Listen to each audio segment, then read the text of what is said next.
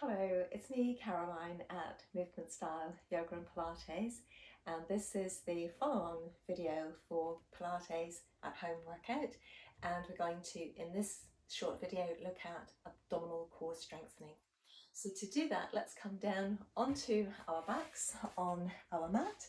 We might have a little folded up towel or half block possibly to help support our head and keep the neck nice and lengthened whilst we're working. We've already thought about locating neutral spine if you're following on from the first video whilst we were in standing. But let's just check in again with our neutral spine position as we come onto the floor. Now it's always handy and useful to let the spine be nice and long as we find neutral. When the spine's long, it also helps us to engage our core strength deeply. So we can lift the hips up and lengthen the waist out of the hips, bringing the weight of the pelvis down to the mat, balancing the weight out right side, left side. Let's lift the weight of our ribs away from the mat, lengthen our waist out of the hips, bringing the ribs down to the mat, balancing out right side, left side, and through the shoulders. And then let's support the weight of the head with our hands and release our neck from between the shoulder blades into the crown of the head like that, and bringing the weight of the head down. So now we've got the spine centered. Let's align our legs whilst we're here as well. We can bring the insteps together, inside legs together, flex the feet at the ankles, toes turn outward whilst we keep the heels together, and then letting our heels come in line with the toes. Now let's just check in with our neutral spine alignment as the arms are relaxing by our sides. As we breathe out, we could think about relaxing the muscles in the depth of our hip joints, relaxing the muscles in the gluteals, just softening across the breadth of the back of the hips, the waist, the ribs, the shoulders, relaxing the muscles in the back of the neck so that we feel most of the spine from the base of the neck through to the tailbone in contact with the mat, most likely. And then as we're ready, we're just going to breathe in to locate our neutral spine position. Now we do this not with the leg muscles or the gluteal muscles working, but with a little bit of strength in our lower abdomen, and a little bit of strength wrapping around our waist, back, sides and front, and the muscles of the rib cage tapering in. And lying on the mat, our neutral spine will feel like this, but the base of the tailbone is directed to between the heels. So again, we could imagine a mini spotlight on the base of the tailbone shining through to between our heels. We could think about the crests of the hip bones, these bones directed towards the ceiling like little headlamps shining straight up to the ceiling, not searching anywhere else, but just straight up towards the ceiling. And then some space between the spine and the floor at the back of the waist, and the spine through the back of the rib cage in contact with the mat. Now to do that, many of us, especially if we're a little bit, round in the back of the hips, we may need to think in terms of really lengthening our breastbone away from our face and directing the base of the breastbone as if towards the tailbone. But this is our neutral spine position, with most of the spine in the back of the ribcage in contact with the mat. And when we miss that part, it's often really, really difficult to get truly strong around the core muscles. So the back of the neck long and released, lengthening towards the crown of the head, front of the chin, level to the ceiling or the floor beneath you, and there we are in neutral. Now we need to get our core strength to work once again quite strongly. We can begin to think about hollowing down and back, close to the crests of the hip bones and the lower abdomen. We've got 3 thick layers of muscle here. We can sink down, deepest layer, next layer up, next layer up. And then we can gradually feel as we hollow at the sides, possibly, that we get a little bit of sinking through the center. Try to keep that work really at the sides and caving in towards the center. And as we get this work from above, we need to double check that we're not letting the back of the hips sink into the mat, but keep it lifted. And the weight of the sacrum, where the hips and the spine join, again, is not sinking into the mat. Crest of the hip bones, pubic bone level. So we've got the lower abdominal core strength in place. And let's think about these muscles that wrap right around like a cylinder of strength at our waist to support the spine in the lumbar bag. So we can really imagine again our elasticated belt cinching in towards us, or we can imagine a belt with a drawstring at the back, really quite a wide belt, and we're gathering that drawstring in towards the spine, and we're diving as deep as we can, all 3 thick layers of abdominal core muscle here, right down into the deepest layer, as deep as you can go, as strong as you can go. We keep that as deep as we can go going, but with the as strong as you can go. If we're working at 10 out of 10 of our maximum strength at the moment, we might relax it down to 7 out of 10 of our maximum strength, but keep working deeply. So ribs taper in towards the spine as much as possible. Breastbone lengthens away from the face. Base of the breastbone can aim towards our tailbone. Let's keep the strength work in the trunk below the base of the neck, and the neck long and relaxed and free. So here, what we're going to think about doing is keeping the pelvis really stable and steady, and we're going to slide one leg away from us. Now, unknown to most people, our legs really begin deep in our body, traveling down through our diaphragm, over the front of the spine, through the waist and on the front of the spine, into the pelvis, and then they reach into the leg. So we're trying to feel ribs squeezing in, waist squeezing in, small of back, lower back strength meets gluteal strength. Then the thigh starts to move, just gently to begin with.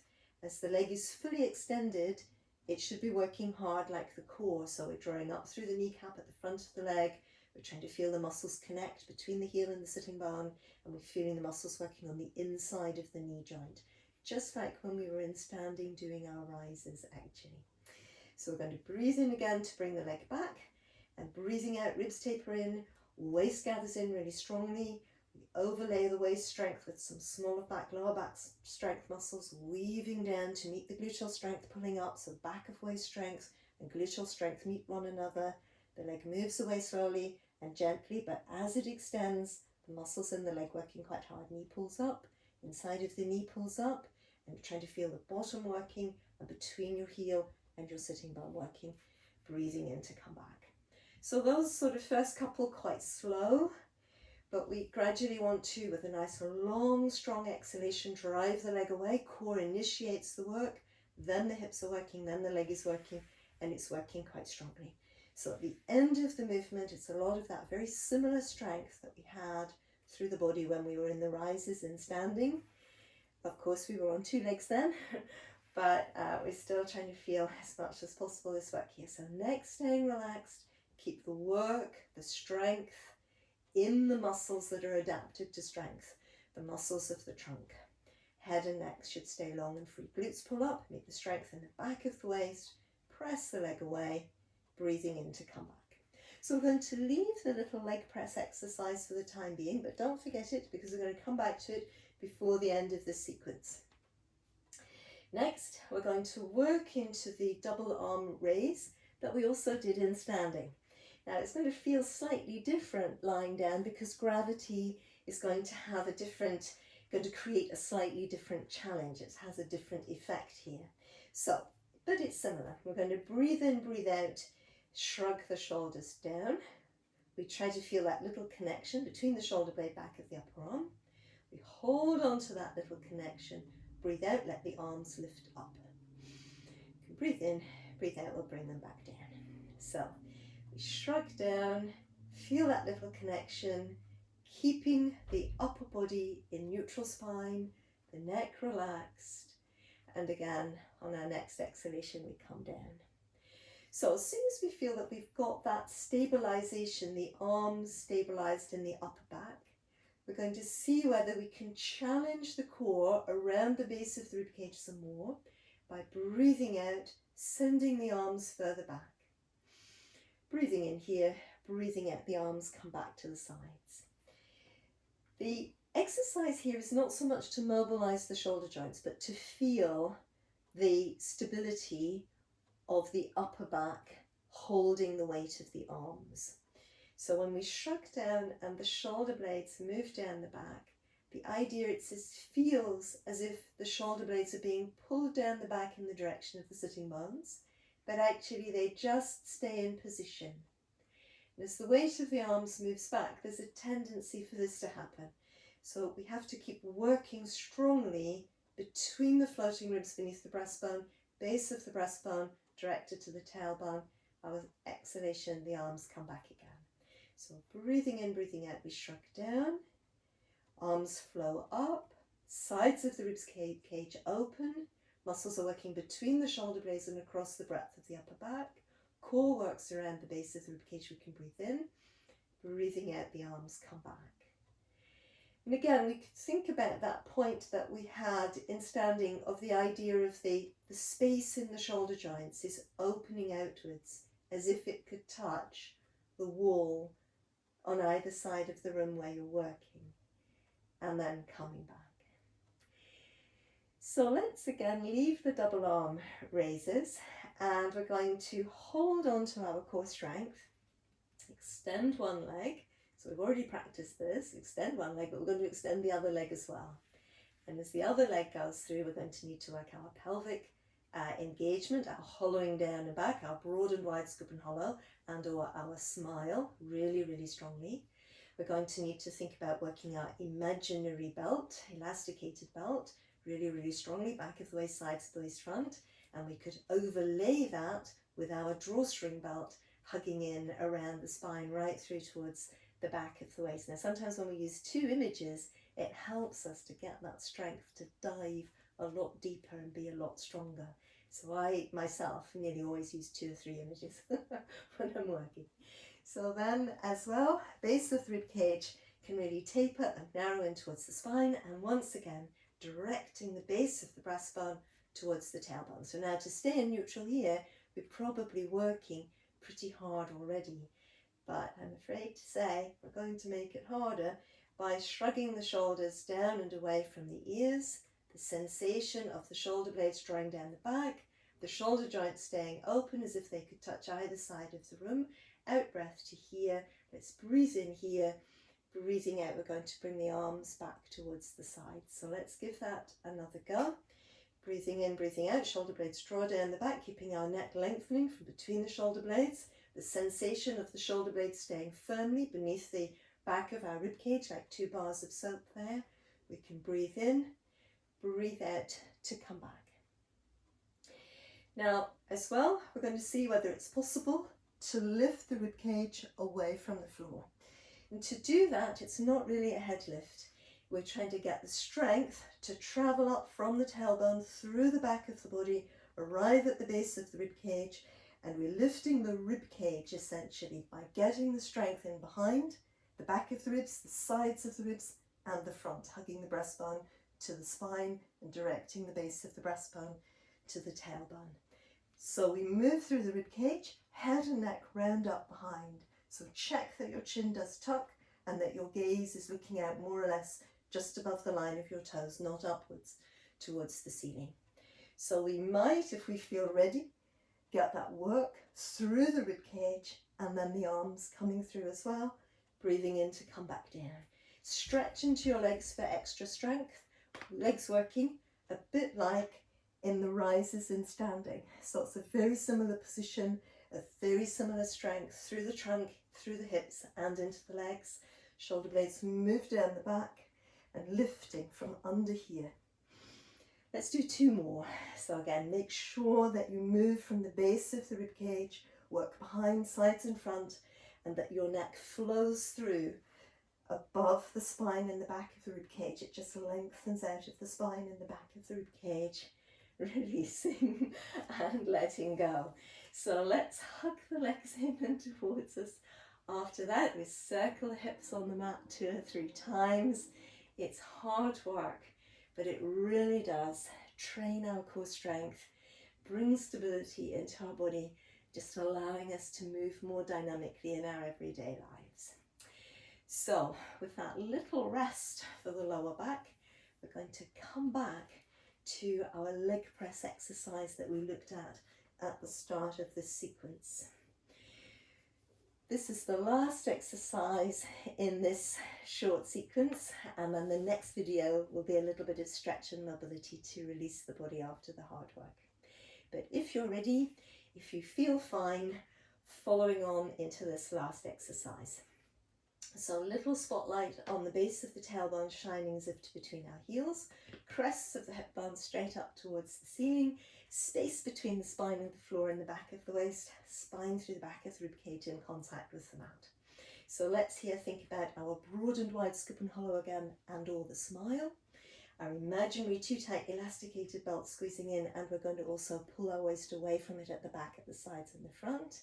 Maybe our drawstring belt coming in as well. The ribs gathering in towards the spine. Now here as the core muscles take up, in theory we feel the weight of the spine absorbed up into our core strength. Sitting bone weights on the floor, shoulder girdle weights on the floor, weight of the head is on the floor, but the spinal weight is suspended within the core, the musculature that directly supports the weight of the spine when we're moving around. And this is the amount of weight that we're going to try and maintain on the floor as we once again come back to, from the base of the rib cage with our waist working, our glutes pulling up, the leg slides away. We're going to add in this abdo prep movement, where again we flow from the base of the spine. So let the leg get going, ribs, waist, glutes, flow from the base of the spine, find the base of the rib cage, lifting from the base of the ribs, work from behind, sides and the front. Breathing in to come back. So again, flow the leg, core all working, leg get strong, using the strength from beneath, the sides and the front of your rib cage. Breastbone at the front hugs back towards the spine and directs towards the tailbone. Now for the final movement, if you feel up to it, we flow through, arms come with us. This time they're going to circle wide and then back. So breathing out, leg flows from the center, ribs lift themselves, shoulder blades are driving down the back, breathing in to come back. Let your neck be integrated in the movement. Avoid this, but come from the base of the ribcage, like that, your spine lengthening in the center, and the leg that isn't working each time isn't working. It's really relaxed and easy. Avoiding that leg pressing into the floor. If you feel up to it, 2 more, with or without that extra knee flap.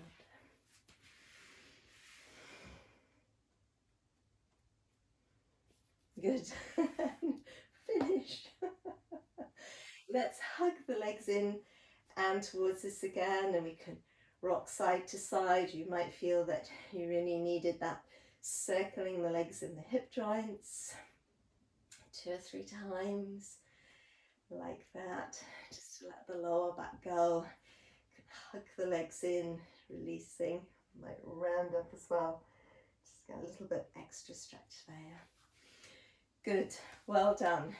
So that brings us to the end of the abdominal core strength sequence here, and then if you feel like following on, we'll do a short mobility, Pilates mobility for this Pilates at home workout. Thanks for watching.